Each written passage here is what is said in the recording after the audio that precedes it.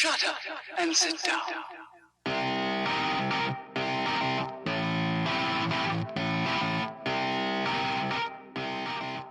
Once behind the wheel, a strange phenomenon takes place. Mr. Walker is charged with an overwhelming sense of power. His whole personality changes. Abruptly, he becomes an uncontrollable monster, a demon driver. Mr. Walker is now Mr. Wheeler, a motorist. And finally, the last thing I'll say for the people that don't believe in cycling, the cynics and the skeptics, I'm sorry for you. I'm sorry you can't dream big, and I'm sorry you don't believe in miracles. But this is one hell of a race. This is a great sporting event, and you should stand around and believe. You should believe in these athletes, and you should believe in these people. How do you beat a man on drugs if you're not on drugs? Wait, did you just admit to being on drugs? Phenomena. Phenomena. Phenomena. Now, Matt, Evan, Lance, Jake, and the Splendid Dial Podcast. Hi, and welcome back to the Dial Podcast. I am Jake Von During, and today I'm here with Matt LeGrand. What is happening? Welcome back, Matt. Evan Price. How's it going? And Lance. Lance Romance. Yes. In the house. Back in the house. Back in the Mr. house. Lance. Mr. Consistency. Hey, Lance. How you doing? Good. All right. Thank you for checking back in with us. We are here for the Dialed Podcast number 15. Whoa, 15. Wow. Kind of nuts. And we've got all four of us here today. Yeah. It's been a little while that all four of has. us haven't been here together. That's been the triathlete's fault. Me and Matt's fault. Yeah. Very cool. All right. Well, that said, let us get started with our weekly Backpedal. I am going to start with Evan because he's drinking coffee right now. I'm not looking at it. Spit it out. Spit it out. On the spot. Evan, tell us about your last week, bud. Actually, pretty exciting week for me. My buddy Shane Page, Dr. Shane Page, has just sent out our final prototype for the Physio Saddle, and it is in the mail towards me, so I will get to write it before we begin distributing it to the masses. I am very excited about that. I want to hear all about that. Oh, I'm excited. I know our backpedals is supposed to be quick, but I know. Yeah. Well, and we can wait to save that for next week or yeah. something like that. But I do want to hear a lot of details about riding on that saddle. So. And this is a forward pedal technically, but it's going on my road bike. And as I've already told Jake, I think next spring I'm going to be jumping into some road racing. I'm going to postpone the triathlon season next year to kind of really get back in touch and get to feel out my road bike again. Fun stuff. Exactly. Get back in touch with the road bike. Back in touch. It's been too long. Every time my bike seat pokes me in a bad spot, I think about your Physio Saddle. It's on its way, Lance. I promise you, it's on its way. Bring that in so we can check it out. I'm really looking forward to that. We'll post some pictures up for everybody to see. So could be fun. Yeah. Anything else? One more thing, and this is anybody who's been tracking Race Across America. I have a very good friend and one of our sponsored athletes on Edge. We love this guy. He's from Dayton, Ohio. He's a former Marine, real American hero, and he just finished, I think it was 8th. It was either 8th or 9th. Wow. May have been 10th.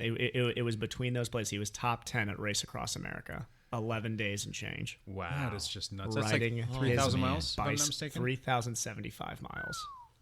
Road bicycle across America. He's good. Oh, he's he really is. good. He's very good at riding his bicycle across America. Congrats. That's cool. Yeah. Go Joe Lawhorn. Yeah. I looked him up. I looked him up on Facebook, the book face, and I was just like, man, wow, I really want to follow this, And they have the tracking beacon stuff, and you can track it across the country. That's amazing. The race went through his hometown. Yeah. I mean, the odds of that are crazy. The race went through his hometown of Chillicothe, Ohio. And there's this, if anybody wants to just sit and cry for a second, watch the interview that the local news does when he has our saddle on his bike, which I was watching, which was cool. But his daughter comes up to him during it. It's a moment for the handkerchief. You're giving me goosebumps. I know. Yeah. It was. I mean, he's 2,000 miles into that race. At that point, he gets to hug his daughter. So that was too cool to watch. Lance. Yeah, congratulations, I'm a Joe. softie. I know. I was too at that moment. Very cool. There's one for you guys. Very cool. Very cool. That's 2. I'll try. That was new though. All right. That I've used my quota for the show. Lance, how was your week? My week was great. I've got very few complaints because I realize I'm the most hated man in America, and I still am moving forward with my glorious lifestyle. So haters gonna hate, Lance. Haters That's gonna right. hate. They're all gonna hate. I actually really had a good week. We've been talking about short track racing every week, and I had a great race on Monday. So the first week, I crashed 3 times and I took 16th. And the second time, I rode my hardtail mountain bike and I took 5th. And the next week, I rode Jake's bike and I took 2nd. Was that you or Jake's bike that took I'm going to second? say it's Jake's bike. And last week, I actually had a great start. Ended up taking the lead within the first lap of 6 and led for 5.5 laps. Man. That's a hard way to do it, right? Yes. Me and another teammate, Mike Hamness, he just got on my wheel and we just kind of pulled away from everybody, which was nice. We kind of gapped everybody. And then right near the end of lap 6, our other teammate, Chris Weirman, caught us. He and bridged up to you guys somehow? passed us. Oh, my gosh. Good job, For Chris. the win, too. For the win. Oh, wow. With like 800 meters to go, Weirman goes timed that around well. me. Yeah. And he didn't even know we were in the lead because Okay. he was like 300 meters back and he bridged. He just made it. So it was you, it was Mike Hamness, it was Chris Weirman. Chris Weirman. Brian Wise. Brian Wise faded a bit to 7th last week. Any other teammates in that cat? Yeah, there was somebody else that I don't remember his name. I want to say Goodwin. Was it Goodwin? There was a few others. Okay. But that were further back. So how many people were in the field in total? About 30. Okay. Were in the field. It's a pretty big field for So you guys short about track. 10-15% of the total field. Yeah. Well, probably a little bit more than that. About 15 to 20%. So you guys are just Yeah. dominating. That's so cool. And in the for the series, we're in 1st, 2nd, 3rd, and 5th. That makes, for the whole series. that makes for interesting race tactics when the front of the race is all your teammates. You're like, well, do we work together at this point, or are we just gonna go for it? That's what me and Mike did. Is it was just the two of us, so we just went. Yeah. You know, I just tried to go as hard as I could so we could gap the rest of the field, and Mike just sat on me, which was great. It's fun when you're there with a teammate in that situation too, because you're having fun, which kind of pushes you a little bit harder. Yes. So as opposed to, because you know that person a lot better than you would like a competitor that you don't know. Right. And so you know how hard you can push each other and you want to challenge each other so you can get down to the end. So it can be just between the two of you. So And I was super happy for Chris for winning it too, because But a little bit angry, right? well, my anger didn't come out until I got alone in my truck. Okay. And just slamming his steering wheel, screaming at the top of The his lungs. steering wheel, what's the shape of the steering wheel? It's not good. Yeah. No. Pretzel. Okay. But Engages yeah, his- during the race, I was super. Chris has had a hard couple of Oh, really? weeks. He hasn't raced very well in a couple of weeks, so it was really good for him Yeah. to come back to His form. son Hayden, though, oh my gosh, lighting it up. Hayden, if you're listening to this, kudos, my friend. He's 15. He's 15. Yeah, just turned 15 not too long ago. He's racing Cat 1, men's under 40. Men under 45. Under 45, rather. Sorry. Yep. And that's a big field. That's Yep. a pretty big field. And he's 2 weeks in a row he's raced that. He's coming second both He's times. coming second. Both Wait, at times. the age of 15. 15. Yes. So he is going just lights out fast right now. So he's going to junior nationals this year, right? We've got some big hopes and aspirations for him. He's had a great year too. He did a lot of road racing with us and did fantastic there. And That is awesome. he did a lot of mountain bike. Kid's done a lot of He's racing. going to in general. have a lot of fun this fall. Yeah. Yeah. Yeah. He's a good cyclocross racer as well. Yeah. So he's solid. Yeah.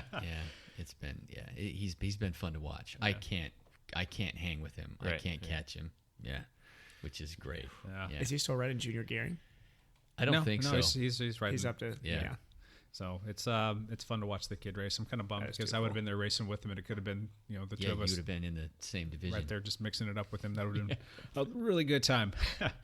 All right. Anything else, Mr. Lance? I have lots of stuff I could talk about, but you guys don't want to hear me drone on. I always want to hear Lance drone on. Just real quick, Lance. How many miles did you ride last week?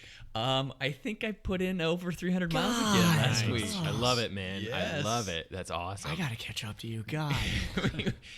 I was doing a long Saturday ride with the Mari group again, and the plan Did you guys was go a century? I think I saw that on Strava. well, I did. You did? Okay. Yeah, You added in a lot of extra miles. it was like 72 miles that the group was planning on doing, And I don't know, I got back to the place, and I'm like, I'm feeling good. I'm just gonna keep going because I don't want to stop. So where'd you go for your extra little bit? I just went out to Vancouver Lake and back, just because easy flat stuff. we had done quite a bit of climbing already, and I had been hammering a couple of the climbs. I don't know.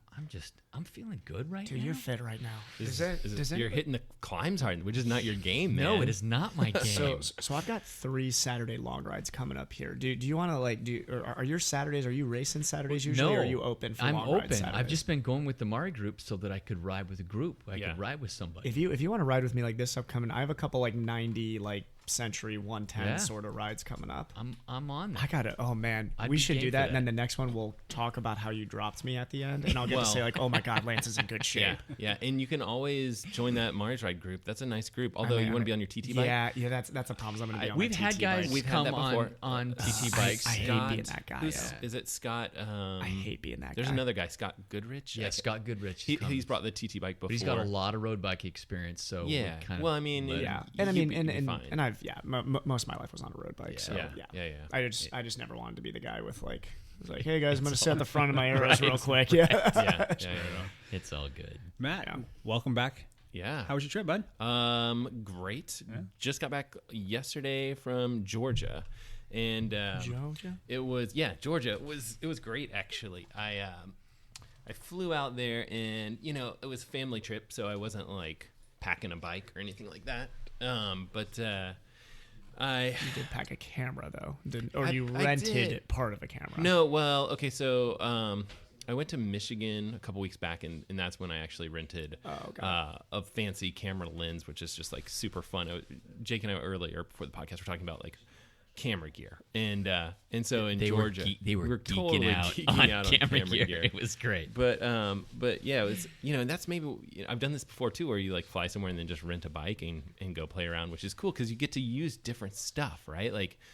You get to use disc brakes or, just whatever. If you don't have something, you should pick the bike that's set up for touring if you don't have a touring bike. Just do something different just to have something fun to do. Yeah. But in Georgia, I just brought swim stuff and running stuff. And where we stayed with my family was on this lake. It was a linear lake or something like that. And the water was perfect. I was surprised, right? I was well, I'm going to be in Georgia, and it's going to be hot water and gross and mosquitoes. There's a lot of good fast triathletes in Georgia. Oh, really? I know Georgia doesn't seem like the spot, triathlon mecca or anything like that, but it absolutely has a lot of fast triathletes that come out of there. Oh, yeah. Well, that was beautiful area. Our thing was to kind of get the family together and stay on this lake house. And so I swam every day, and I didn't swim a lot each day. I was kind of play swimming, but I swam 2K one day and kind of 1,000 each other day or whatever. You're swimming fast right now, though. You are. Well, I was actually scared of getting hit by boats out in the open water. so I have somebody follow you in a kayak or a paddleboard. My brothers are jerks, man. So it's recorded. It is documented. So they were not up for that. But what I did, normally when I'm at home, I have this orange, it looks like a buoy kind of thing, but it's this orange kind of inflatable thing, and it drags behind you, and it's and that's what it's for. It's just to show people that there's a person swimming under the water here. Don't just drive over it with your speedboat. But and I literally was I've been working a ton, so it was I was packing up last minute, right before the trip taking off, and I was okay, remember to grab that orange thing and bring it, on this trip to Georgia because it's open water swimming. It's gonna be great. And I totally just forgot it, right? And so then I got there, and I was well, I really do want to go swim, around this island that I can see over here. And so I fastened together with straps, and I dragged a life vest. So you're Matt, you're swimming great, and I'm you could just paint a log orange and just drag a log behind you. It was so resistance training. It was some serious resistance. There's open water swims that do that. Yeah, it was some resistance training, which was great. But I can't imagine that my speed was too fast there. You're oh, Matt, you're swimming great, except for as long as you don't look at my times. Yeah. So no, it was great. I was super pumped when I got in the water, and it was crystal clear water, and I was this is nice. This tastes great. Yeah. Right. It tastes great. So anyway, I got back from Georgia yesterday, and back to the grind. Lots of work to do. So, yeah. Cool. Yep. Yeah. Jake, Welcome how was back. your week? I was awesome. Jake told us in detail how his week was. Remember, this is a PG-rated podcast. Yeah. You can't. I'm mastering the art of atrophy. Yeah. And body composition. Yeah. So changing the body composition in the wrong direction, but I was finally able to read a book, so that was kind of cool. It was kind of a nice little break. And What book did you read? it was Phil Gaiman's book, the Draft Animals. no, actually, the first one to be the pro on $10 a day yeah. thing. Yeah. So, that's so cool. Is anybody tracking on his Yes. YouTube? He's racing Yes. Fabian That Cancellara coming That up. already happened. Oh, it it did? did? Yes, it happened. Don't tell me the It result happened because I'm yesterday. actually. You can tell me the result. I just what happened? just Did watched he beat him? the video of him getting ready. Like, Yeah. Getting ready I for did it. too. yeah. He beat him, didn't he? Because he was training hard for that. Cancellara did not train at all.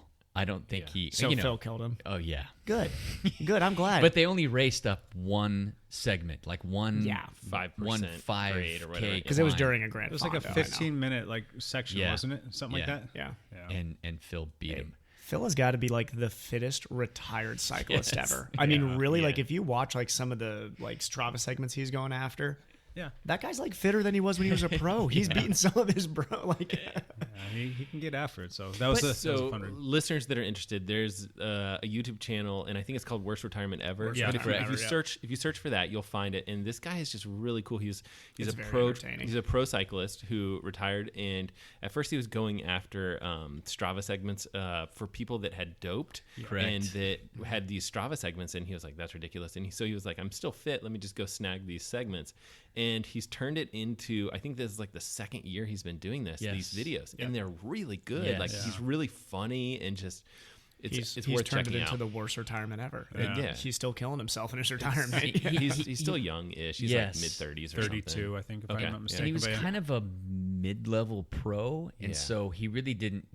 He made a run at it, but he just Right. wasn't good enough really to stick with the He raced European for Garmin teams. for a bit, didn't Yeah. he? Yeah, Jake for a was year. at- that's Yeah. what I thought. And so when he left, he really he needed to do something. Yeah. He needed to work. He was going to get a Right. job, but then he's this gifted writer and he's hilarious. Yeah. And so he's been able to parlay it into this YouTube channel and these books that he's written. That his and writing his podcasts. books. Yes. Yeah. So I it's been think great. definitely it's worth checking out for our listeners. It's worth checking out. So Yeah, it's a fun read. So it was kind of good medicine for me to kind of jump into his shoes and like relive his stories through his words. now he has another book also. Is that got a right? couple. There's a new one out called Draft Animals, and that Okay. was why the Cancellara thing came up. Yeah. Right. Yeah. Because he talked about the mechanical he doping in it, didn't he? inadvertently accused Cancellara of mechanical doping in a race because there's some potential video evidence that could have been the case. Yeah. But Yeah.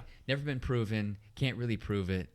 And What and, race was that from? Was that from Flanders in I like think so. 2008 I think so. Yeah. or 9 or something like that? Yeah, he just pulled away he from rode away Bonin. from Yeah. Bonin. Yeah, he Which, just- I mean, at that time, Tom Yeah. Bonin was the fastest guy on the planet Right. Earth. So, well, I don't know. People would argue. And it was either everyone's him or like Fabian, but slow mo looking at his fingers to see if he's hitting a Yes. switch or I don't something know, like that. yeah. I mean, it's kind of. I don't want to accuse somebody of that at that level. yeah, I mean, I know. Fabian was in amazing shape, Yeah, but yeah.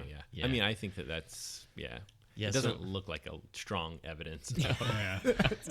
So there's no proof. You can't really prove it. It's all dead and buried. But he kind of alluded to it, and Cancellara kind of Called him out. called him out. Yeah. And Guyman's like, "Let's race. Let's do it." yeah. So God, I love that guy. Cancellara decided, you know what? Okay, come do one of my fondos, and we'll do it. And Cancellara didn't take it seriously at all because he was world class athlete, and when he retired with some At the top. money, and so he retired. He probably hasn't been on his bike more than like half a dozen times in the last 5 months, and so We should have a bit here for the next couple months while Jake is going through his epic recovery to return to top form here, where like Jake reads a cycling book every week. Like, we have to I can do that. talk about the cycling book each time. you have to read the new Phil Guyman book. We'll do. Yeah, We'll do. it's Challenge called accepted. Draft Animals, I think. Yeah. It's a podcast / book club. Hey, Yes, there you go. Jake's book club. Yeah, it could be good. That would be a fun Yay. segment. Yeah. So other than that, not too much going on. Just more of the same. We did.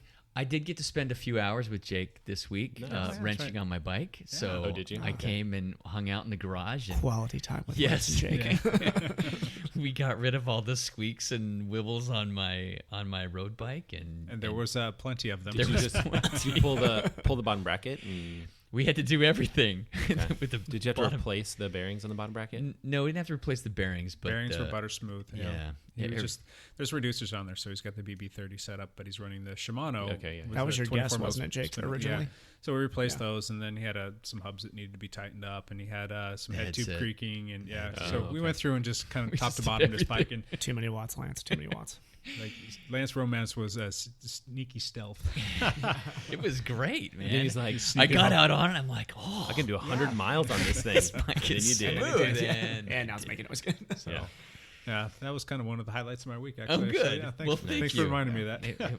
It was good. And both the group rides I did one on Thursday night and I did one on Saturday, and every person at the group ride asked me about you again. Oh yeah. Yeah, and just wanted to know how you were and if there was things we could do and if there was more we could do. And you would send a text to the group leader of the Thursday night ice cream ride, Robin Putnam, and she actually read it to the whole group before we left. Wow, and wow. Yeah, it was really cool. So you got some love this week. So. I do appreciate that. Yeah. I mean, it's I know it's humbling to have people come back and always want to know how you're doing and checking in. And sometimes it can be almost a little bit overwhelming because you want to get back to everybody. But if you saw like my inbox of emails and my text messages and Facebook messengers and just all this stuff, and I was like, oh my gosh, there's so many people.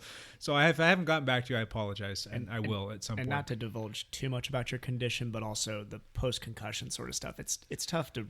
I mean, as you've already said, it's tough to sit there and read that many different things there. Yeah. And I'm 4 weeks out now, and that stuff has really started to kind of come around, and I'm feeling a lot better on that front. So I'm slowly but surely starting to get caught up. And it's tough too when you're tired because I'm averaging like 4 to 5 hours of sleep a night. And that really makes the days tough. So you get tired easy, and so you got to go stop and take a nap, which is not something I'm used to doing. I'm used to I'm up and I charge through the day until it's time to go to bed at night, and it's completely different. Yeah. So anyway, so that's me. Maybe there's one thing I can make you feel better. I did steal a bike out of your garage. And maybe I can make it right with a check. There's a check for you right there. If you take that check, I will keep the bike in my garage for the rest of my life. Are you going to give him the free tube and like goo gel you won from second place too? Where's the reflectors on the spokes?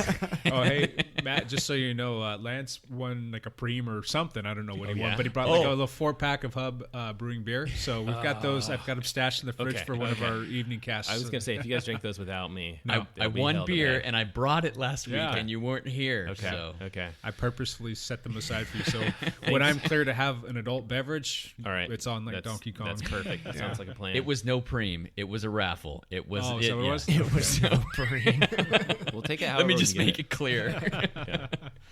Oh. Anyway. Good stuff. Good stuff. Very cool.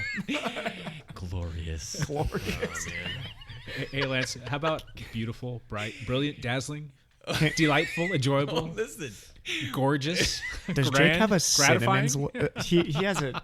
Oh my gosh, he's looking at a list of words right now. One of my college buddies one day out of the blue sent me a text of 50 words I could use other than glorious. Oh, that's awesome. I'm looking at all of them right here. I bet you he just copied and pasted them. He must have. That is marvelous. That friend cares about the quality of the podcast. I'm sick of hearing the word glorious. Make this better. Yeah. Yeah, it was funny. On to topic number 1. We're going to do something a little bit different. We're going to run around the table, and everybody has a question for the group. And we have not shared these questions with anybody else. Yes. So these are going to be off the cuff, and we're going to call it the hot seat. The hot seat. Yeah. Welcome to the hot seat. And depending on how this goes, we might have a couple runarounds, but we'll see how it goes, and we'll give it a shot. So are we ready? Who wants to go first? I'm scared. Oh, you yeah. Scared? Yeah. Since you're scared, you can lead us off. Oh, great. Let's Go. Lance. The thing I wanted to ask the group is, and we've mentioned this maybe before, but what are your feelings on Lance Armstrong? Oh yes. Oh, that's a good hot seat. Can we go straight to me on How this many one? hours do we have? I know. We could talk a long time about That's this. actually a good one. Do you think he goes by Lance Romance too? I hope not, because if that's the case, that nickname is going away. Maybe that makes it clear about how I feel about Lance Armstrong. Evan has strong feelings on this one I as have well. very strong feelings on this. Right. He is still a childhood hero of mine. Always will be. Yeah. The end. Like that to me, no matter what the guy does, his tenacity, will to win, everything like that was, I think, untouchable in his era. He was in a bad era of cycling. He has said many times he did not like the person he was at that time. He was a diabolical human being for a bit of time there. But I think when it comes down to, if you strip the drugs away from that era, I think he still wins 7 Tour de France's. I don't disagree with you, That's but at the same possible. time, the guy was kind of a ringleader. I mean, he was He pushing was. the envelope. He was making it worse than it already was. Right. I'll agree that he definitely did that's a nothing to hard argument fix to it. He did nothing to fix it. I'll completely agree with you. I think the doping was at that level previously. It just hadn't hit the news yet. Well, yeah, but if you look at all the stuff that he had going on, aside from the doping, how he was covering things up and how he was greasing people, and He was a bully. He was a big and worse he than a bully. perfected it too. He Yes. refined the doping process too. So He did to some, but if you look at how he was doping in 98, 99, I mean, they were doing nothing that differently than any of the other teams or 98 and 2000. Nothing. I mean, they were going out of a tour, like a van. They were in a camper van hiding their needles in Coke cans. Right. Yeah. Do you really mean- think that he's the mastermind behind the he's- scheme of how to hide it? I don't think This that is a guy without a physiology degree. He didn't. I mean, I'm he was thinking not masterminding the this. doctors that he worked with. He was- Absolutely. he was just an intimidating human being at that point. In Right. his Now the life. bullying and stuff like that is the part that Yeah. rubs me the wrong way. Exactly. Where it's That's- like he's treating people pretty badly. Pretty. I mean, Now, I think what he's done. So this is just I have a friend who, this is divulging a lot, but I have a friend who is a cancer survivor and actually got to meet Lance very randomly when Lance was in Colorado, I believe. Lance does a lot of rides in Colorado occasionally, and he'll have a during house in this time period he was And my friend had randomly was in a group of people, and they'd randomly messaged him on Twitter saying, "Hey Lance, we're going out on a ride today if you want to join," as a joke. Lance joined their ride, he shows up. Wow. rode with them, and then invited him over and cooked them all dinner that night. See, that's respect for that. Yeah. And he was, But from what, and I'm not saying that erases a decade of being a monster, but I think the media really does demonize people. And I think if you took a lot of guys from that era, you could demonize a lot of guys from that era. Yeah. But I think he unfortunately was a win at all costs human being that got tossed into a bad situation, because when you're win at all costs and you get tossed into professional cycling in the 90s, you're going to do some bad things. He very well could have that Dr. Jekyll and Mr. Hyde thing going on, where you've got a guy that's got some really great traits, and like when he's out of certain elements that aren't like forcing him to turn, he could be a good guy. I mean, that's a great story to tell. But when you look at his personality and his behavior, and a lot of what people have recounted from their experiences with him, that's a tough pill to swallow. And I'm not going to defend the human that he was at that point. I'm really not. Like, I mean, you guys are making very good points. I'm just saying he's still my early cycling hero. Like, that's just who he is to me. But And no, he really had no good father figure growing up either, and wasn't really parented very well growing up either. So, ladies and gentlemen, parent your kids out there a little bit. Have you seen the video of him when it was his first year as a pro triathlete when he was 16? And in this interview, he's talking about beating pro triathletes. Yeah. And he says, I love beating those guys. And he says, my mom doesn't make a lot of money, so when I go and beat those guys, I'm making money for my mom.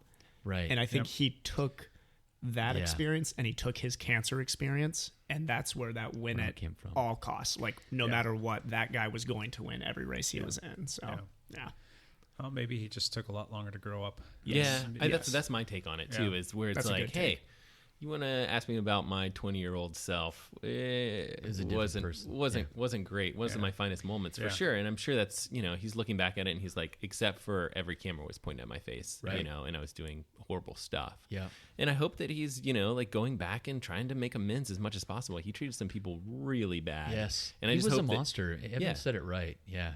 But also, man, I love like watching the old videos of how he just like tore the pedals off. Yeah. Right. That, I mean, like that look back at Jan Ulrich. Yeah, I mean, oh like, my gosh, yeah, that's one of my favorite moments in cycling. I mean, that was super inspirational. So, but also, that. we talked last week about assholery. Exactly. That is classic Lance Armstrong. Yes, it is. Could be the epitome of a-holery right there. Yes. So, But in the race, yes. But if you look at him, he's a guy who came from meager means. Really Yes. wasn't not an elitist. I mean, he was from an American team that came who was getting looked down at by the French. So really, when you talk about like the American spirit, that UPS team was the American spirit. They were underdogs. They were underfunded, and they came and tore the tour apart. Now, granted, they did it in terrible means when we look back at how, but every single team there was doping at that point. The most difficult thing for me is I defended him for so long to my non-cycling friends and or even cycling friends who all suspected he was doping, and I just vehemently defended him and just loved what he did and loved the story, and you didn't realize all the crappy, jerky stuff and the way he bullied people. You didn't realize all that stuff was happening, and so when it all came out, it was just like, Right. I don't even want to say his name anymore, So I lost the childhood hero part in me because of all that other stuff. It's the same thing when you... It's when you realize Superman isn't real. Right. Or Santa isn't real. That's... Right. Yeah. It was such a great story. You just wanted to believe it because it was such a great story. This comeback from cancer and 7 Tour de France wins. I still think you go back, you watch, there's like that little documentary like Road to Paris or something like that, and I'm just like, I could watch that every day. Right. I could literally Makes get you on the in trainer awe. and watch that every day. Like, I absolutely love just having like I the still videos and the... bike every day next to a Lance poster. Yeah. I still do. I mean, I don't like... Yeah. I mean, I think that we're all kind of in agreement. Like, inspiration, yes. A bit of an asshole. He's very much human. It's so... He's very human. Yeah. Like in everything, he's had great moments in his life. I think everything he's done with the cancer world is genuine. I think it is. Yeah. I agree. I really think that what he's done for the cancer world is genuine. What he's done in other parts of his life are terrible. Terrible. Yeah. But I think he's very human. He's done great things. He's done terrible things. Yeah. He has a podcast now, and I think it's doing well. Stages is good. I like listening to Stages. It's now called The Move. Oh, The Move. My bad. It is called The Move. They've changed it to The Move. Yeah, obviously I still follow him. So, No, but I mean, hate him, and I still follow him, and I week. still listen to his stupid podcast because he's got great inside details it's about the races. brilliant. Yeah. He is entertaining. I'll give him that. Yeah. And maybe Lance Romance can reach out to him and get him on the Dialed podcast. Oh my God, if we could get Lance. How would people... Ooh, boy, that would be... Yeah. I Lance think Armstrong? it's Lance interesting his Romance. insights now where he's like, yeah, I was this horrible person and everyone knows me as this monster and I'm still a dad and I still have to raise kids. And like, how does one other parent say like, oh, I'm sending my kid over to Lance Armstrong's house and it's like demonized. Yes. Like, so I just feel like his insights now are different and still fantastic to like hear. And so, I mean, I definitely can relate to, just being like, oh yeah, I'm not super proud of certain moments in my life. So I don't know. I'm kind of forgive and, not forget, but like, I guess it's just kind of like, I'm still a fan. So I don't know. I guess I just have that emptiness when I think about it. It's the same thing. And you hear the name, Levi Leipheimer or George Hincapie, who all have, potentially questionable history. Absolutely. It just makes me go. Any guy from that era. But any guy from that era. I have a lot of respect for the people that like, made those mistakes or whatever it is and, didn't like absolutely crush and bully other people, George would fall into that group. Yeah, absolutely. Yeah. I mean, he obviously had to have been. Oh, he was. Yeah. I mean, but like he seems like a good person. Yeah. Oh, yeah. And it's just like when it all came out and I think you just try and like quietly be like, yep, that was tough times, and you don't lie under oath and you don't do, all the other things. So, yeah.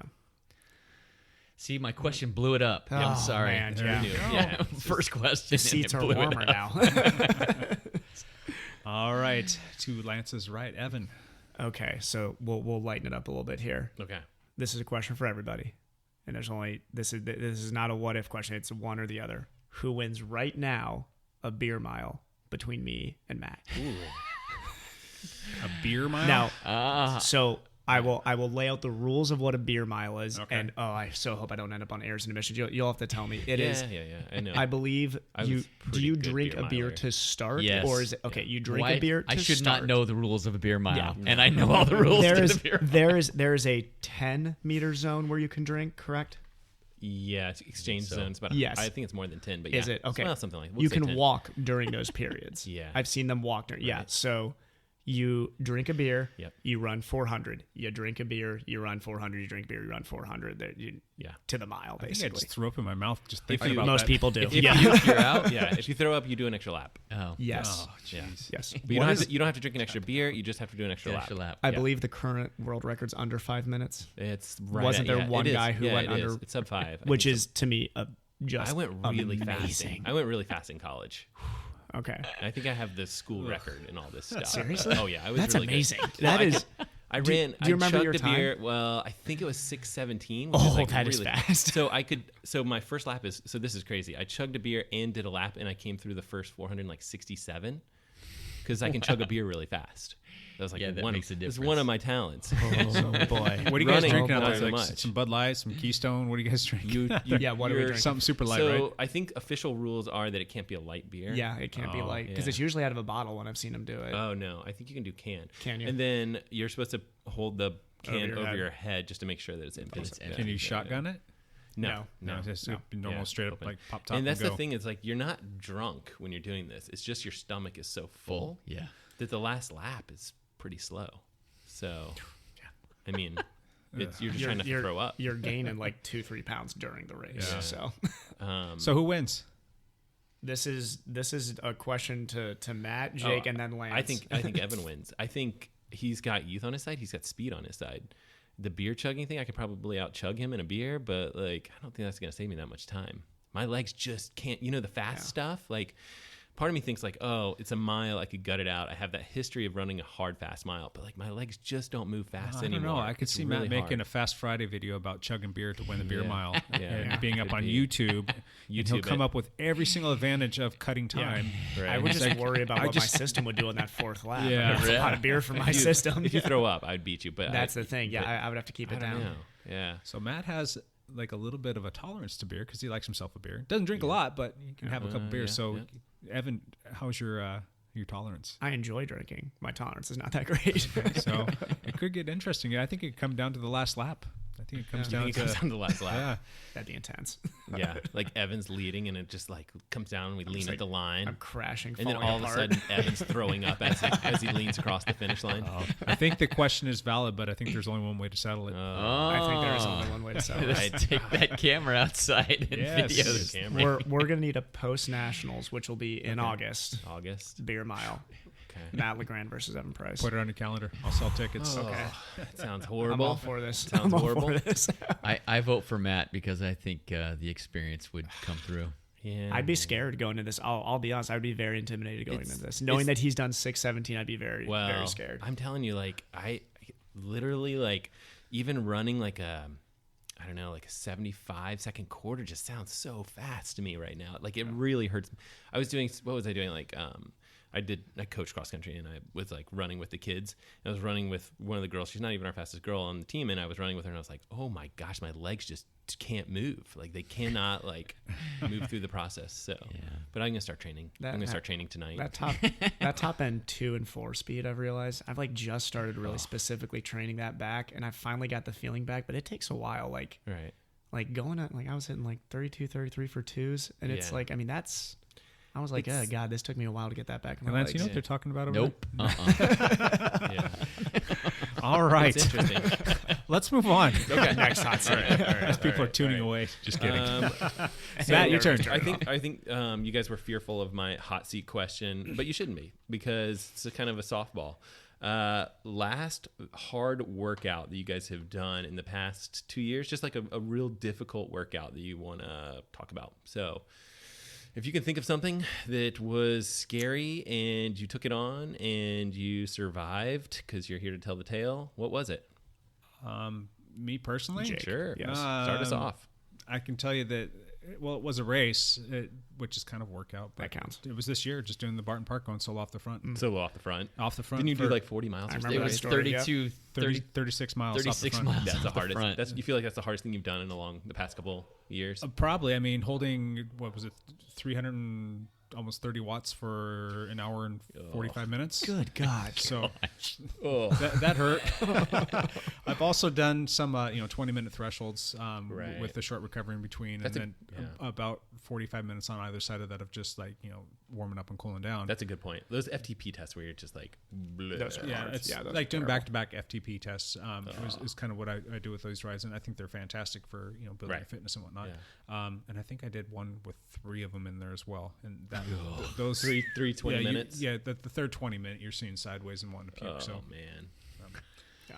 Did you Anyway. bury your legs in the backyard after that? yeah. Okay. Lance, hard workout recently or in the past couple years? As I think back, when I was just starting back from my injury and my surgery, not knowing any better, I thought, I'm gonna go do a hard workout. I want to know what my FTP is. Oh. So I did a 20-minute FTP threshold test, and it just destroyed me. Like I didn't finish it. I'm like, Yeah. What minute did you get to where you're like shutting it down? I'm like, no. done. I was on the trainer too, and I just like peeled off the trainer and was like, that was stupid. I'm done with this. I was so Did you mad. make it 10 minutes in? I think I made it like 12 minutes in or something, and was like, The 10-minute mark's usually when you know if you can make it to the 20-minute mark. I just was. That's the one that I remember. That's what Where I was seeing scarred. stars. It's scarred into your brain. Yes, like, it is. try to forget. So How about you, maybe Evan? that's worse for me. Evan, anything? Yeah, I had. Let me think. Last year, right before Worlds, I had a day where I did. It was like a 4 or 5 hour ride with like 4x30 at like 73. That's a long time to go hard. Yeah, and then jumped straight off, ran to the track, and did 4x1 mile, everything under 520. Ooh. And then I ended it, for whatever reason, I only remember that I ended it with 2x800, and those really hurt. Yeah. And then I had to run 3 miles back because the track's 3 miles from my house. So Which how was that hardest run 3 back? miles of my life. Did you walk some, jog Oh, some? I was probably cruising at 820, 830 pace, just dying. Yeah. And then Nice. probably swam after or something. I don't know. Some day I just had to lay on the couch after. Jeez. Matt, how about you? So I have like a hard workout that I have like as a go-to workout that I put 3 weeks before an Ironman race, and it's basically something along the lines of like 3K swim in the morning. In the workout that swim doesn't matter so much, but then you get on the bike and you go long, so that's 110, and then right off the bike, hard 9 miles. Yeah. And that's for like me. That's like your king workout. Yeah, then, your that's king like pin my workout. go-to like hard, and that's, I know I'm fit if I can finish that 9 miles and be still able to see straight. So yeah.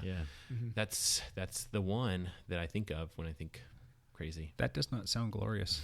Lance, is that glorious? Anti-glorious. Anti-glorious. Oh man. That's the awesome difference between like triathlon and cycling is like cyclists will think of like that 20-minute brutally Right. hard, which I respect because I've done those tests Yeah. before, and I realize that is just as hard as the 8-hour training day you Right. put in for an Ironman They're race. just different. Yeah, it's just a They're different level they're of just a suffering. different It's type like of pain. It's like the toothache versus the like stabbing your quad sort of pain. So There you go. There you go. All right. I think it's my turn. Jake. It is. Have you guys ever had an altercation with a motorist? never. Oh, we can kill some time here. So, Lance, start us off. I nothing particularly comes to mind. I'm not sure if we can believe pretty Lance here. fortunate that I haven't had a real. I've had a lot of people scream and yell at me out their windows. How about you screaming and yelling back? I generally just smile back at them because I've been in groups where People say aggressive cyclists scream back and it doesn't end well. Now I think about this, I was on a Portland Wheelman group ride, which is a night ride where it's a hammer fest. and there was a guy who passed closely, and one of the cyclists started screaming at the motorist, and there was a stoplight, so they all bunched up at the stoplight. So they are just screaming at each other at the intersection, and we were a tenth of the way into the ride, and everybody left. We just like, nope, I am not doing this. I am not being part of this. Everybody just dispersed because it was ugly. Yeah, I think we've all had our moments where we wanted to get into some sort of physical altercation, but and I have like a leading reason why I asked that question. We'll get into that a little bit more later on, but it doesn't propagate any goodwill towards cyclists and motorists. Exactly. Correct. Yep. It does no good. It doesn't. That's always been my thought. Is like, what are they going to do to the next cyclist they see? Yeah. I mean, your first instinct is always to get pissed and to wave your arms and curse at them and all that other fun stuff. But again, if you stop and think about it, all you're doing is getting a rise out of that person. Like you're either like showing them that they mission accomplished, like they got you, or you're just creating more ill will against. I would love to be able to just be like, hey, it'd be great to get a little bit of a message in there, like if you could just give me like 2 more feet or something, like I'd really appreciate it. Something like that. They could be like, hey, oh yeah, no, I'm sorry, I didn't mean to, pass you so close or whatever. But I have a feeling that almost nothing you say is going to be helpful. Right. Yeah. If you ever get the opportunity to just have a humble conversation with them, though, those are the ones that always end the best, and that doesn't happen very often. We generally don't get that opportunity. What if we snuck up with a bumper sticker that was just like, share the road, sneak it on their car? There you go. Well, how about that, put it on, Lance? I'll put that together for you on your bike. All right, I could catch up to people and slip on.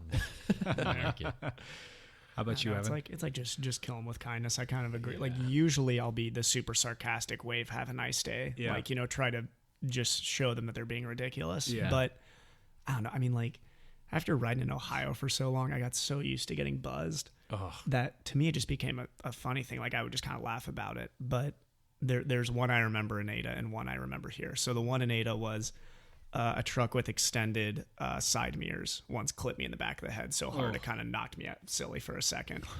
And I screamed every single word in the book at that guy and wished terrible things upon him, and then realized I'm a bad person after that for saying that. But it was the closest I've been to like really kind of scary moment where I got hit. I mean, the guy was probably going 65 by me on a country road, and he was definitely trying to intimidate me. I mean, he didn't even make an attempt to move left and just clipped me right in the back of the head. Yeah, I never quite understand the psychology of people like that. But I don't either. But me saying that stuff didn't do anything. No, all you did was get a rise out of him. Like, that guy pissed him off so bad. That's exactly what he wanted me to do. So the one here that kind of scared me was I was hitting a left-hand turn on a back. I'm not going to remember what the road is, up towards Battleground. And this truck came up next to me while I was turning left. We were both going decently fast, and he got so close to me, I had to hold on to his side mirror because he was trying to force me off the road on this left-hand turn. We were, it was a winding road. And I kind of heard him coming. I was like, is this guy actually going to try and pass me here? Because it's a blind left turn. Yeah. He just came right up next to me. And I'm glad that I've been buzzed so many times because I was comfortable at least with being that close to the car, but I had to hold on to his side mirror. Mm-hmm. His window was down, and I could not hear what he was saying at me, but I assume it wasn't "Have a nice day." It was, he was screaming at you. Oh, he was, and I've never seen so much hate in somebody's eyes. Like, this guy wanted to hurt me. Yeah. And it was a moment where 2 human beings were yelling some terrible things at each other, and I kind of smashed down on his side mirror, probably did some damage, and he sped off. I mean, do I regret hitting his side mirror? Yeah, but in that moment, I literally thought he was going to ride me off the road. Right. So, jeez. Yeah, I was a little bit shook up after that. I usually don't get shaken up by stuff like that, but I was like, I had to take like a 10-minute just zone one, like, all right, calm down. Like, yeah. That's scary. Yeah. But yeah. I probably should have asked him to pull over, please, and we can discuss this nicely, because I think there needed to be a moment where that guy let out some anger from his day. Something really bothered that guy that day, but I don't know. He wanted to hurt somebody. I've had problems in Battleground before. I had some motorcycle roll up on us, like past the group or whatever, and then like yell, because I was riding like next to a friend or whatever, and he was like really angry at us. And because he was like, ride single file, and so and he had like, me and my buddy had like slid single file like as he was passing us, but obviously, which is not a law. You're allowed to ride two abreast. But this is a guy on a motorcycle, and this is in Battleground, probably right where you were, and he like swings out and tries to kick us while we're biking. Oh my god! Oh my gosh! And I was just like, did that just happen? And like we swung and dodged. It was two of us, right? So it was like we're both like, whoa, like we're swinging over, and like otherwise we would have gotten kicked, I guess. I don't think it would have knocked us over, but it was weird. It was super weird. Battleground. Yeah. Battleground's just north of where we are, so we're north of Portland, and then so just north of that, we're still in southern Washington. It's an actual town called Battleground. Battleground, yeah. Actual town, yeah. And I usually have good experiences on that route that I take through there. Like it's fine. It was just I mean. This will happen anywhere in America. Yep. You'll just run into somebody having a bad day who just wants to let it out. This is where I think, honestly, and I'm not the best person to be saying this, I do try to be nice usually, but just sometimes ignoring it is that person's clearly having something go on with their day that has nothing to do with you. Yeah, but that riding you off the road stuff is really dangerous. That moment, I just wish I would have had had time to actually smash his window and really do some damage to his car, because that maybe ride with a camera, catch license plates. It would have been a good idea there. The problem there is the batteries on cameras all last for just over an hour. I mean, our DI2 shifting, we only have to charge that once a month. I can get a cell phone I can talk on for hours on end. There might be some companies. There's like an iFly. Yeah, who can we get in contact with? Something. Do they last longer? Well, I don't know what they do. We'd have to look at it, but it might be 2 hours or something. But and they video stuff on a loop or something like that. There might be some stuff that we can look into. Come up with a lightweight camera that can last for 5-6 hours tops. It doesn't have to be that lightweight either. I mean, if you're training, you're not racing with a camera on your bike, so it can be heavier. I don't care. But it'd be nice to have that on there just to have as evidence for the shenanigans. If someone tries to ride you off the road, that's pretty. That is where I wish I would have had a camera, because I would have absolutely turned that in. Yeah. How about you, Matt? Any other experiences? Yeah, sure. I got tons of them. If my wife listens to this podcast, then I'll be in trouble. She's not gonna let me go out on the roads. But I was riding with another friend. We were riding from here out to the coast. It's about 120 miles or something like that, and we're riding on like some highways and stuff like that. And they're pretty rough roads. You guys have probably headed that direction before. Basically, just straight west in Oregon, on the Oregon side, towards Astoria.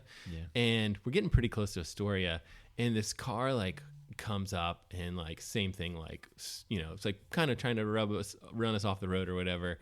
And then stoplight, right? So we roll up, and it's the most awkward moment in cycling. So weird. We roll up, and I'm just staring at him, like super angry, but like not saying anything or whatever. And my friend just couldn't hold it. He couldn't hold it in, and he was just like, "Hey, you have to give us more space," or something. He didn't say it that nicely. Please give us more space. And they like rolled the window down, and it was some bigger people in the car or whatever. And she was like, "No, you guys need to stay further over in the bike lane," or whatever it was. And it was like, you look over and you're just looking at like trash in the curb. I mean, if you guys have ridden out towards the store, it's pretty rough over there. On that road, there wasn't much of anything. That they were basically referring to like a gutter lane kind of thing.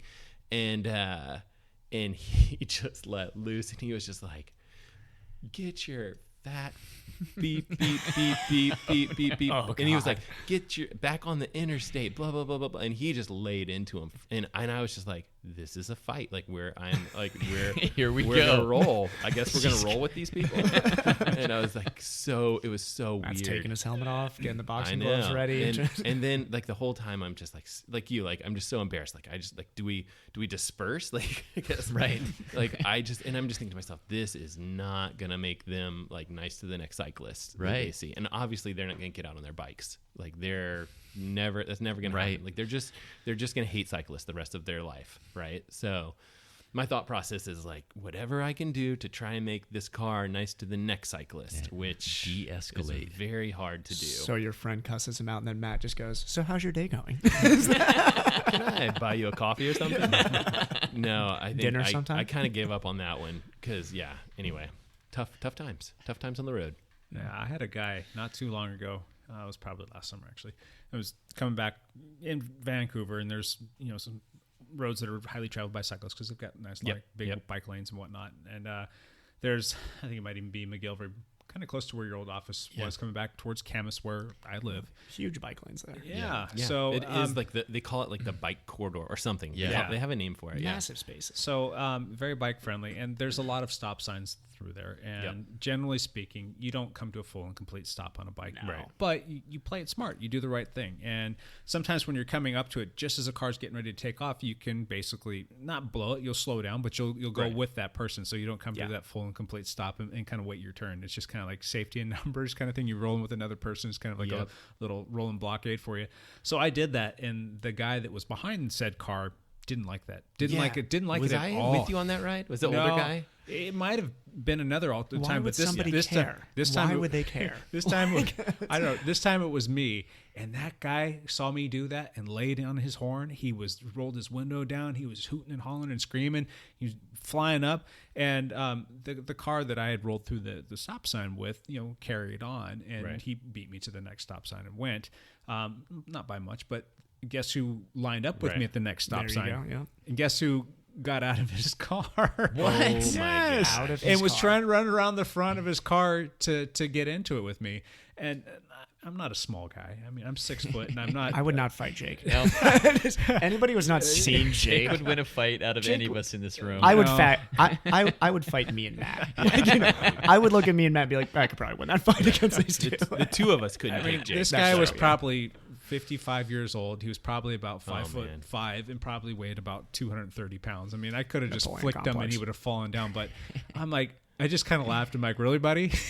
I'm like, no, we're not going to go there. And I'm not going to embarrass you. And I said, you have a nice day, and like people started honking their horns. Like, what is this guy doing? And I had to roll away. And I'm like, sorry, you're mad. And just kept going. It was just kind of played it like, what would Matt do? Can I buy you a coffee to make you so? No. Isn't there a name for that complex? Yeah. I think. Napoleon complex. But yeah, it was one of those things where it was like, I can't believe this is happening. And, if I was a jerk and got off, I mean, I could just pummel the guy, but it made me laugh. Actually, I started chuckling. So yeah, we all ride with a guy that has a bit of a temper, and I just worry like if that happened to him, he would have gone off on me. I mean, I ride with a couple people that the same thing would have happened to. Like This is a PSA. Please this will end in a fight. Right? Yeah. Like Please, for the sake of all cyclists, if you're that guy, just hold it back. Like, all you're doing is just hurting the next cyclist that guy is going to drive by next. There's no point it's in getting hard. into it. It's hard because the four of us have pretty mellow tempers. Like I would say, like amongst the people that we know, like more easygoing, very, very easygoing. And you put two hot tempers together. Oh yeah, it's tough times. Yeah, I've heard plenty of stories about people pulling people out of cars and cyclists pulling people out of cars and fighting them and leaving them on. It's just nuts. I'm like, I hate seeing those because people have posted like cyclist pummels driver. I'm like, why are we proud of that? Like, we should not be like, all right, pull the next driver out of the car. He yells at you. It's like, that's a bad precedent to set. Yeah. It all kind of comes back to this whole thing of like the psychology of just people in general, and like, why is it that there are so many a-holes out there? Is it getting worse? Is it just that we hear that there's more of them out there because of social media and whatnot, or is it really getting that much worse? I mean, do motorists hate us that much more, and do cyclists, are they retaliating even more, and it's just becoming like more of a bigger issue now? Or I'll get kind of, and I just see this in the medical world. I think people in today's world we're more connected than ever. We're more stressed than ever. Yep. Not because lives are harder, but just because there's more stressors in life. I think people are just angrier. Yeah. I mean, really, like I see that every single day. Like I have patients yell at me for no reason. Is if you get that person and put them on a bicycle, that they'd be anger, happy. that mindset that they have will almost go away just because of the exercise that they're getting. Right. And it's funny when you go online too, and you start to see these forums where something will come up about bicycles or cyclists on the road, sharing road with cars and whatnot. And you get these people on there that just go off on these massive diatribes about how cyclists should never be out there. They're the worst. And I'm so tired of them causing me to get hung up, and they're always delaying me. I drive just as much as the next guy. Yeah. Well, when I'm not broken. I've driven a car in over a month. And I've been driving in areas where they're hotbeds for cycling. I have had like virtually no issues with cyclists ever. Right. So where does this come from?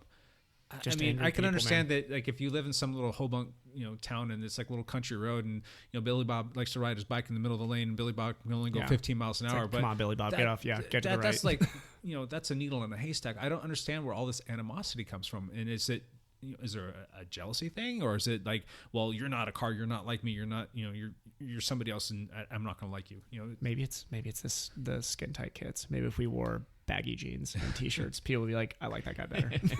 Something with the skin tight stuff. Okay, so this probably exists already, but I have this idea of like, and this is a horrible idea, but like having a bike kit with like a fake gun, like as part of the jersey. It's just like terrible idea. Yeah, but like think about it. Like, would you yell at a guy if you thought he might have a gun? Or Nope. even just like you could strap Until on. they pull their gun out. Well, I'm just saying, like, or do you just That's a go good ahead, point, or do Lance. you just go ahead and give that guy 3 feet, Right, exactly. right? Like, What if you got the one the strap that you can put on your thigh, and you put like a little plastic gun in there that weighs like No, 5 ounces? You know, just a jersey that looks like you have a looks like gun you have a strapped to your back. Like I it's just actually, like printed I actually right on knew your jersey. cyclists in Ohio that road carrying. Oh. They didn't mess around with this stuff. a saddlebag that looks like a gun. Now maybe a Saddle. I just think like the jersey, like a white jersey, and there's like some sort the of like, imprint. just, Yeah. I mean, because a Rambo. car's looking at you from like 20 feet away or whatever, and it's just like, wait a minute, it looks like that guy's got a gun on his back. I'm not gonna mess with him. Give him 2 feet. Give him 2 feet. Give him his 2 feet. I just, Or NRA, some big NRA something. I don't know. yeah, But I just really want to figure out a way. If it's just here in our community, then great. But just figure out a way to make that connection with motorists and have them make that human connection. And like, we're all just people. Yeah. Set your differences aside and your whatever it is that you believe in and all that other fun stuff and your political ideologies and all that other fun stuff. Just boil it down to we're all people. Just a little bit of love and respect. That's all. Yeah. Don't run me over. You don't have to like me. Just And just I'll don't kill stay me. out of the road, and we'll stay out of each other. We can coexist. How do we make that happen? So, and I know I keep beating that drum, but This is really more of like a world question, just in general, though. I really think like a lot of the problems we have in this country in general is just what we see on the road when people get mad at cyclists. It's the same exact idea. Like, why can most people who voted for Hillary or Trump not sit down and discuss things together? Well, there you go. I mean, that's too hung up on not to get political, but like I really think it's more of an issue like that. you just went political on. I know. podcast. Sorry. Ooh, did not mean to do that. We'll edit that in post. Yeah, my bad. Okay. Well, we have a moment here where we can go one of two ways, boys. What would you like to do? A couple random shotgun questions from me, or do you guys want to move on to topic number 2? Let's do one Jake shotgun question and then move to topic 2. Okay. Can we be efficient with our time? Is that possible on this podcast? Are we able to be efficient? No. Yeah. Says the guy who's least efficient here. That's right. All right. Here's a fun question. Who does society seem to despise more, cyclists or vegans? Aren't they the same thing? What about a vegan cyclist? I shouldn't even say that. One of my best Cyclist. friends is a vegan cyclist. Yeah. Yeah, no, I think Go, Matt. I think cyclists. I think the vegans. I don't know why you would hate a vegan. They are disrespected and hated by the meat eaters, are. man. Yeah. I'm telling you. But motorists, they don't like cyclists. So which one's worse? Which one's it worse to be? That's I'm just gonna throw up cyclists and say that All right, Matt's going with cyclists. I'm going with cyclists. Evan, how yeah. about you? I'll say vegans. Vegans? Okay. Reason being is just there's a lot of people who hate the person who says, "Will there be vegan options at this barbecue?" Oh, So yeah, that's I'm true. I'm just thinking of that comment. Good Like point. I'm fine personally with that comment, but yeah. And before Lance breaks the tie here, person walks into a room and they're a cyclist. How forward are they with letting the world know that they're a cyclist Not versus very. an vegan that walks in and says that they're a vegan? right. It's- Which Stop one's everything. It's I'm like- vegan. Yeah. so vegan's probably worse? It's No, like, it's how do you different. know that one of your friends does CrossFit? They'll tell you. They'll tell They you. already told you. Yeah, that's right. Maybe a better question would be: do people in endurance sports hate vegans or triathletes more? Right. That's true. Because a triathlete will tell you that they're a triathlete. So Lance, break the tie. Which one's worse? Vegan. You think so? Okay. Gotcha. Settled. It has been settled. There's gonna be so much hate messages from this podcast. I apologize to all vegans and cyclists. All right, that one quickly. I'm going to ask one more. What's the worst question you've ever been asked about being a cyclist? Or maybe funniest. Worst or funniest? You choose. You guys, I'll give you a second to think about that. Well, I think what you do, like, I think we all get the, like, oh, I don't even drive that far, question. Yeah. A lot. Like, you get that, like, all the time. Like, oh, you went for a 30-mile bike ride? Okay. You want to know what question I've been asked most recently? Yeah. So are you going to give up cycling? Yeah. Oh, yeah. That's a pretty dumb question, folks. I'm telling you right now, I'll be back. If you knew that's Jake, tough that one. would be a very dumb question.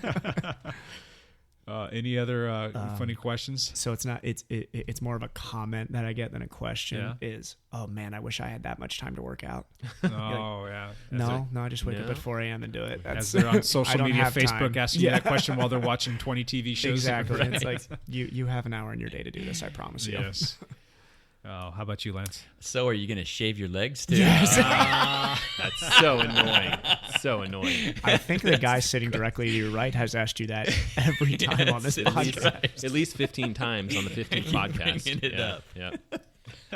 Matt, how about you, man? Oh, besides the like drive that far question, like I get a lot of the like, oh man, I tried that and that bike seat just kills me. You get that comment a fair amount. Like I can't do it because I can't sit on a bike seat like that. Butt. There's a saddle I think coming out. Oh, that's a good segue. We're gonna make a lot of money. We got a saddle for that.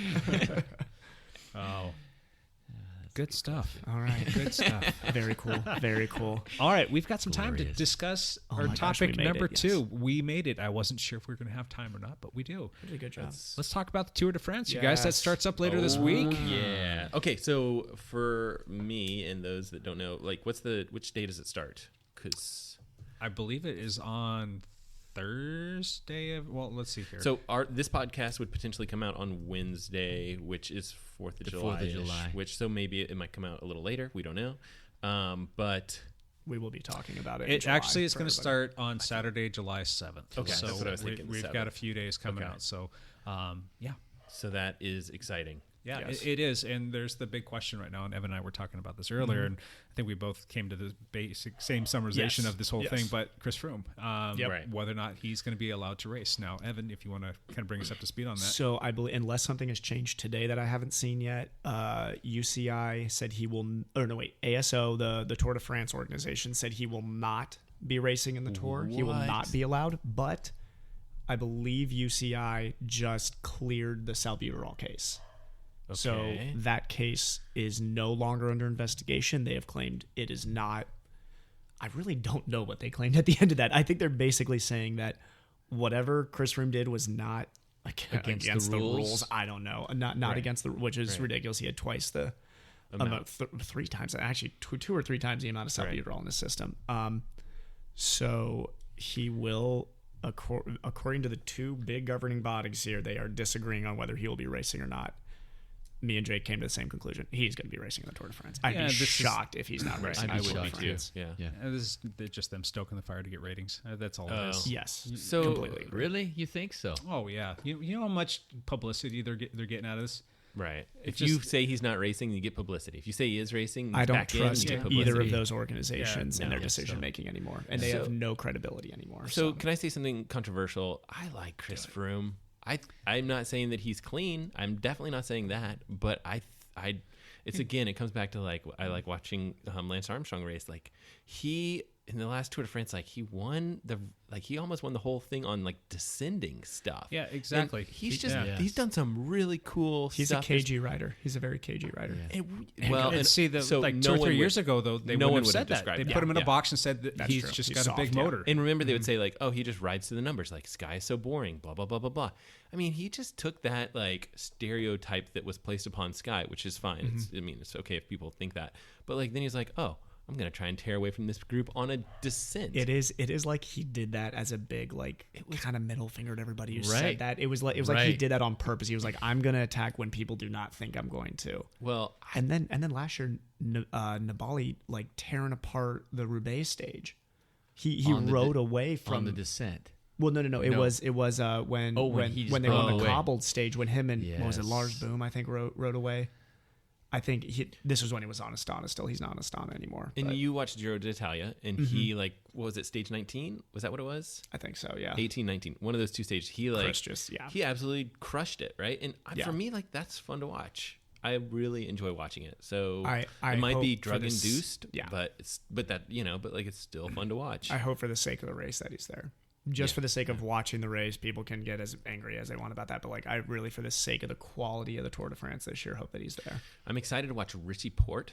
Do you guys like watching him? Sure. Oh, yeah. I love that guy. I guess he's probably one of the people I would cheer for a lot for the Tour. And Peter Sagan, who does not love Peter Sagan. He got booted last year, right? Around like the second or third. Yeah, early on. Taken out, yeah. Did you guys see that? I did. But So he didn't flick his elbow. The hood. I do like him. He put Cavendish right into the barriers. I mean, that was No. I think it was Go an back and accident. look at the Really? yeah, if you look, I thought I've looked close enough. At Cavendish came into him. Okay. And then Was he holding his space? His hood hooked his arm, and when he kind of was trying to get away, the hood pushed his arm up, which made it look like he was flicking his elbow, got it. Okay. which inadvertently pushed Cavendish into the wall. It was not Sagan's fault. I mean, Well, Cavendish was trying to get into a space that didn't exist there. Right. So, yeah, he had no business being there. That Yeah. was totally the Yeah. wrong call, and how they would miss it and make a snap judgment like that without going back and looking at the video footage. Yeah. I mean, go just watch everybody, pull it up a that day or was two tough, later. though. I mean, if you look at it, they had to make a decision pretty quick, and the initial thing was it looked like he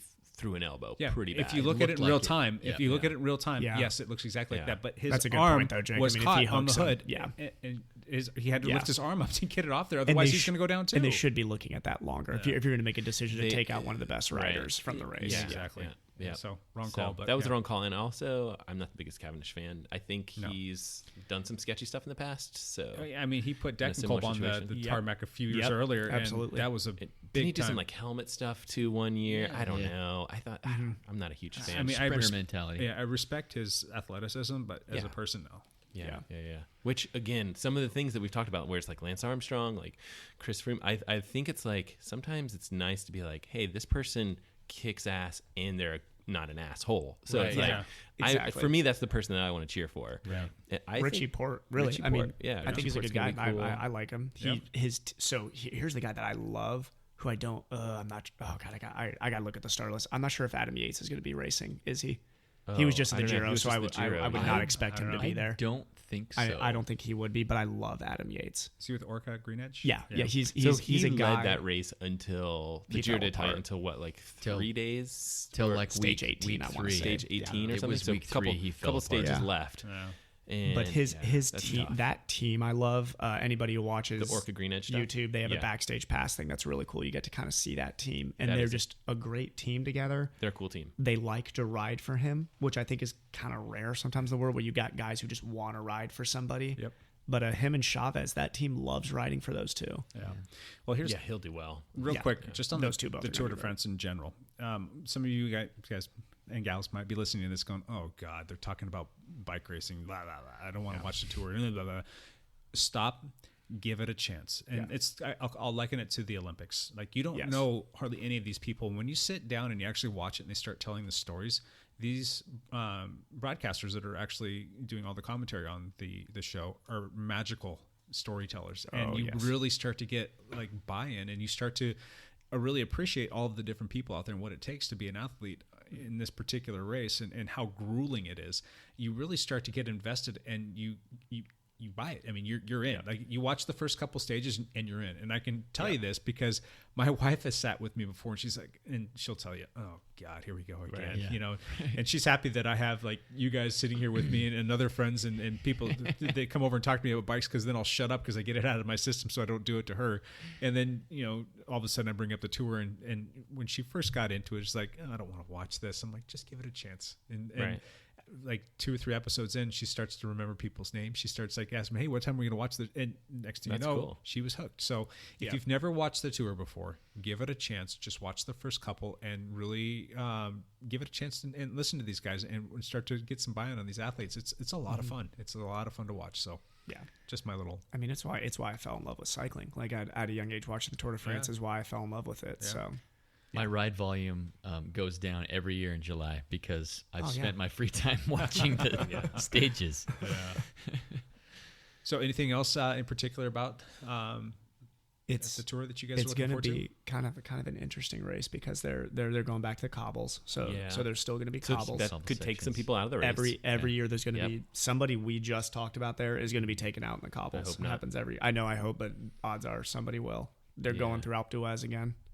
Are they? Okay. Yeah, I think they spend. I need to look back at the map before I say how Was it many days last year they they spend did the it like Alps. twice? They did something. Maybe that's the year before last. But Oh it's yeah, they kinda went down and crazy. then back up the backside. I think. Yeah. Yeah. So it'll be great. It I is. think there's some. We'll there's an definitely- early time trial. Oh, I yeah. mean, those are actually probably the least fun to watch. But I don't know. I love watching. I like watching them. I 'cause it's love like watching from a the triathlete, position those guys get the into. triathlons. Well, and they're doing shorter distances typically, so it's kind of like from a triathlete dork style. You know, you get to see all the new gear and stuff, and you're looking at all the bikes. It's pretty cool. Yeah. So for those of you who might be interested in watching it, I believe it's on NBC Sports. NBC Sports, yeah. And typically speaking, the race will be live here in the States pretty darn early in the morning. It's usually around 5 or 5:30 in the morning, if I'm not mistaken. Or 4 for a long stage. Yeah, it depends. Yeah. I usually watch the rerun in the evening. So if anybody texts me and ruins it for me, I'm going to start getting real angry about that. So. Do you guys have any games that you guys will play when you're watching that? I haven't done that. I can't get anybody to watch it with me. I used to do trainer workouts to it, and like I'll put on certain stages and try to go through the efforts that they're doing at that point. Oh, that would hurt. It's just amazing at what they can do and how they can recover. Granted, I mean, they were recovering back in the 90s and early 2000s for different reasons, but just if you go out and you do just a 100-mile ride, just riding easy, like averaging 18, 19 miles an hour, and like the next day you're like, I'm tired. Yeah. These guys are doing that and more at a much greater pace, and then they're doing this for 3 weeks with maybe 3 days off. The easiest way to get humbled is to look at like stage 18, 19, look at like the winning power profiles. Oh, it's sickening. Like a guy putting out 380 at 140 pounds for 20 minutes at the end of the Tour de France. It's like, oh my God. Yes, I think a lot of people are like, "Oh, I was able to climb this one segment that's close to what they were doing," and you're like, day 18, and you're like, they rode 100 miles before they hit that hill, right? And it was their third week of doing that, so my max effort fresh is as good as their exhausted end race effort. It's pretty amazing. Well, anything else to add to the tour, you guys, so we don't absolutely pummel everybody? Should we talk about the tour on the podcast? Actually, have the listeners, let's have you guys just like comment, either wherever, send us an email, send in suggestions. If it's something you guys want us to discuss, we'll discuss it. I don't know if we want to spend a ton of time each show talking about it, because we don't want to talk about stuff that is absolutely boring for you guys to listen to, or we don't want to ruin it for you if you're going back and you're watching the show later. So I would say like comment below if you want to hear us discuss stuff, and otherwise there's a good chance we'll be chatting about it. So. I'm sure that there can be a few things that we can definitely talk about. There's always some key things or some like remarkable things that we have to ooh and ah at. So and I just like if this if we know that our release cycle is going to at least be a couple of days, I feel like that might be safe. Yeah. I don't know. Yeah. And just kind of tying it into like race dynamics. I mean, the tour is the best time period for people to really learn about race dynamics in cycling. I mean, that's... Yeah. It's fun stuff that they can watch roll out right in front of them. So, we'll get into that. All right. Let us get into one last thing, guys. Just about there. Matt, why don't you start us off? Yeah. Okay, so got to do a lot of open water swimming in Georgia, and we're back here. And I have rented out this like small park area for my lake swim series. And we should have a good showing for this Thursday. But if any of our listeners are local, and even if you're not a swimmer and you just want to come out, have dinner with the group, there should be, 30 to 50 people out there or so just kind of hanging out. We'll put music on. We'll have drinks, food, and stuff like that. There will be some open water swimming in there if you guys are interested. But if you guys just want to come hang out, that'd be awesome too. So fun. If anybody wants to join me over the next 3 weeks on my really long Saturday/Sunday rides, I would appreciate it. I will be on a TT bike, so yes. Don't get mad at me if you're on a road bike and come out and you're like, oh God, you're that guy. Can I sit on your wheel for 3 hours? I may have to sit on Lance's wheel. I don't know. We're gonna see. We're gonna have to do the me and Lance ride talks and then the me and Matt beer mile talk here at some point. Yeah. So on your long rides, are you need to hold a certain wattage, kind of get. There'll be the type of workouts that'll be like 5 by 20, 5 by whatever. But the first hour or two will be just building into it. There'll be some blocks that you need to go. Yeah, there'll be blocks. Good to know. That's good. Glorious. How are you doing, Mr. Glorious? One last thing for me. Just wanted to shout out to the teammates that I've been riding with this last couple weeks. They've, I know that I can be frustrating to ride with sometimes because I tend to push some spots where they don't want me to push, and I appreciate patience with me. So shout out to my teammates. Remind us, you kept the rubber side down last week? I did. First time. 300 whole miles and nothing on the ground. I did have to put a new tire on yesterday or the day before, because at that 100-mile ride I did at mile 95 or whatever, of course I got a flat. Yeah. So, man, I've done that before. The tire is just 98 done. miles into a ride. What new tire did you put on? What did you choose? The one that was in my garage. Do you remember it? It's a gator skin. That was bad. 25. It's good. If you're doing all those miles, you're gonna run into some glass somewhere. So yeah, minimize. Yep. Fun. That's illustrious. I'm gonna count how many words he's using off this list. He's staring at his computer. Sublime and superb. That was superb. I think you got through your list. All right, my one last thing is kind of hitting on the same beating drum that I've been talking about with road safety.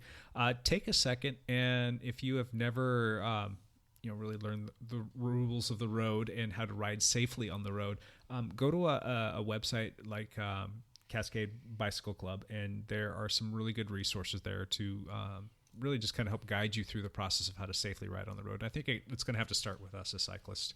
I think that we have to be the bigger people here, and we have to lead by example, and we have to do everything that we can to A, ride safely, and B, not disturb the force with the old motorists out there, so that we can kind of get along with each other. And the other thing is, share your story. Let people know that you are a cyclist, and talk to people about that.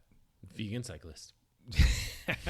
Don't be a vegan cyclist though, because they might run you over. Yeah. But no, seriously, talk with your friends, talk with your family, and share your stories about being on the road and maybe the close calls that you have, and maybe that will strike a nerve with people, and maybe it will help propagate a story with them telling it to other people, so that we can kind of have that little butterfly effect. If we flap our little wing here, that maybe our little story will go far and wide. And kind of impact people so that they can drive a little bit safer. We should bring on an angry motorist and a vegan cyclist onto this show, just to be like, just bring, we should be the bringing the community together here. We find one pissed off motorist and one super vegan cyclist to tell their story. Yeah. So we can get both sides of the fence here. Yeah. Well, I think we could hook something like that up. I'm sure we can find a vegan cyclist. Skype some people in, and we'll do this. So. Angry Motorist number 1 Skyping in. Yeah, let's all decrease the a-holery out there altogether, though. So, all right, you guys, thank you for coming back. Matt, welcome back. And, good to have you back, and thank you for coming to join us today. Absolutely. Evan, it was good as always having you here. Lance. Ciao, bello. Romance. Man. Good job this week, man. Really like hearing all the miles that you ride, because someone's got to pick up for me. So it's all good. All right, guys. Thank you again, listeners. Check us out on Facebook at Dialed Podcast, and on Instagram at Dialed Podcast. Shoot us an email if you want to talk to us. info@dialedpodcast. And we really appreciate you coming out to listen to us. See you guys next time. Bye for now.